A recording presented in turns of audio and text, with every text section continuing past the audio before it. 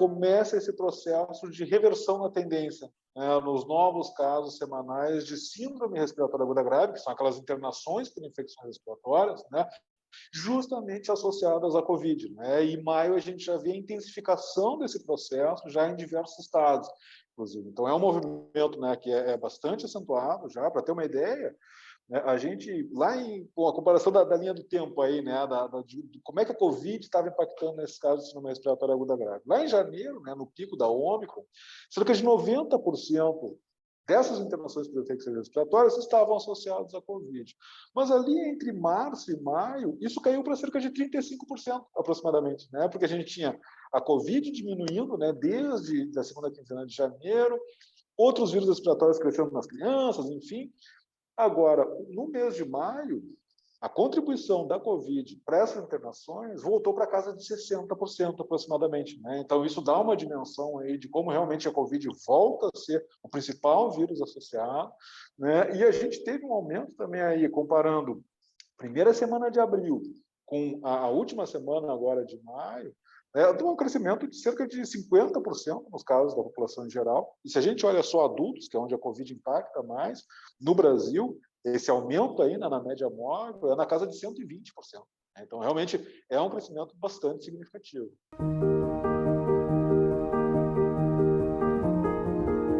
Tem uma série de fatores, né, que estão por trás, né, que a gente pode associar de uma forma ou outra, né? Isolar especificamente qual que é o predominante é muito difícil. Mas, vamos lá.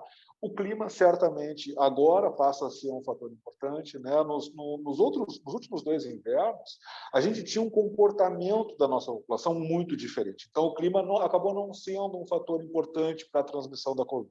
Esse ano não.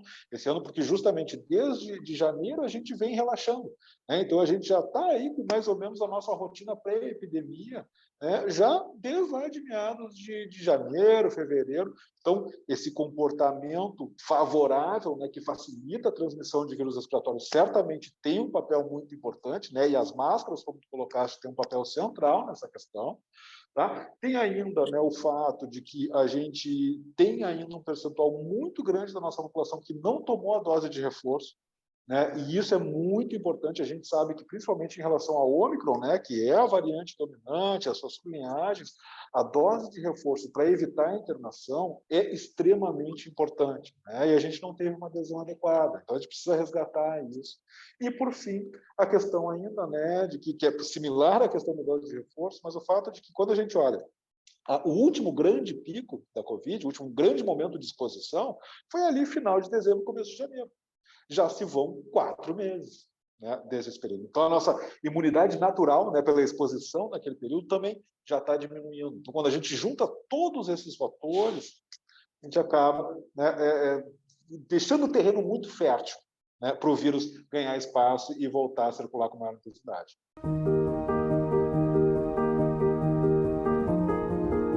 A gente sabe que os autotestes, né, eles têm um papel importante, tá? É indiscutível, né, a importância deles como medida individual, né, para saber o que eu preciso fazer. Eu preciso me isolar, eu preciso entrar em quarentena, fazer quarentena nos meus familiares e tal.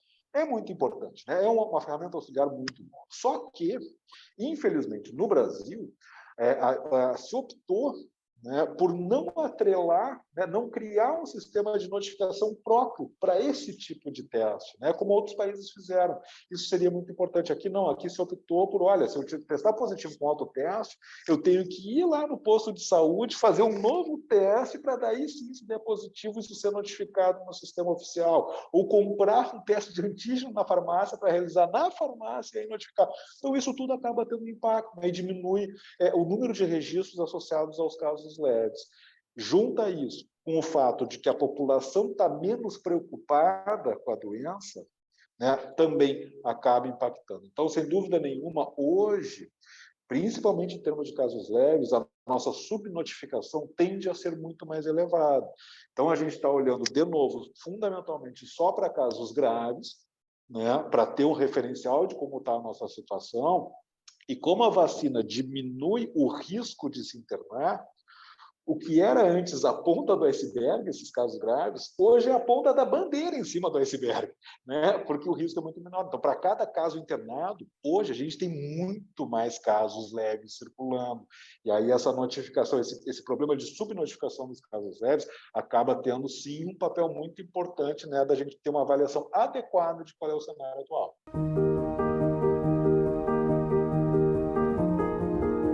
Voltar com o uso de máscara, sem dúvida nenhuma, é fundamental. Isso é absolutamente indiscutível, né? A questão aí de quais contextos especificamente cabe alguma certa discussão, tá? Mas em locais fechados é absolutamente indiscutível. Transporte público, né, tanto coletivo quanto individual, também extremamente importante, tá? Em relação aos locais abertos, entra muito a questão da aglomeração, da quantidade de gente naquele espaço.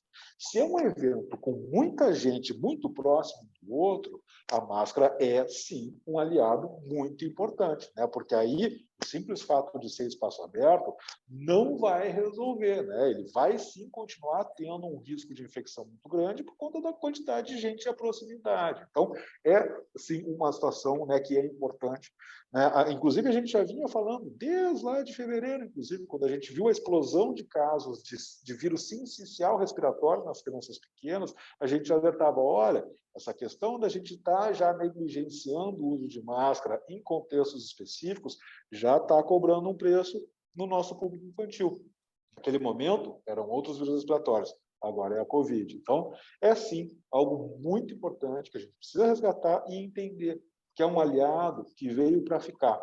Não todo dia, não toda hora, mas em situações específicas é algo que a gente deveria criar esse hábito, né? Porque ajuda, sim, a diminuir a circulação de vírus respiratórios em geral, seja Covid, seja gripe, sejam outros vírus.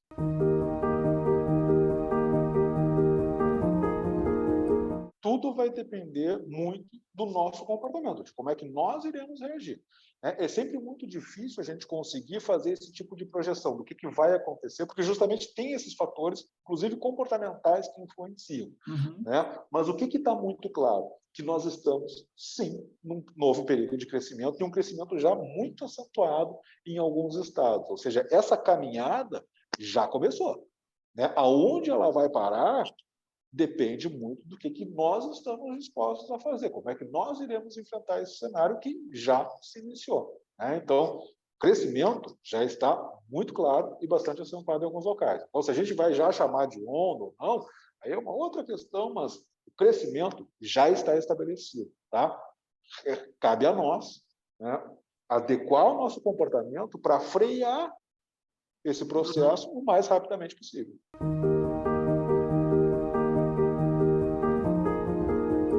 A quantidade de pessoas que tomou a primeira e segunda dose com quem tomou terceira, a gente vê uma diferença muito grande. Ou seja, não é uma questão de gente que não entende a importância da vacina. Não, eles entenderam, eles abraçaram, foram lá e se vacinaram. Eles só não entenderam a dose de reforço. Então, essa comunicação é que é fundamental. Né? É mais ou menos a questão da vacina da gripe. Todo ano a gente se vacina com a gripe. E a gente não chama de dose de reforço, mas nada mais é do que uma dose de reforço em relação ao vírus da gripe. Né? É exatamente a mesma lógica. Tá? E faz, sim, uma diferença muito grande e é extremamente necessário que todo mundo esteja em dia, especialmente agora que a gente está nessa situação.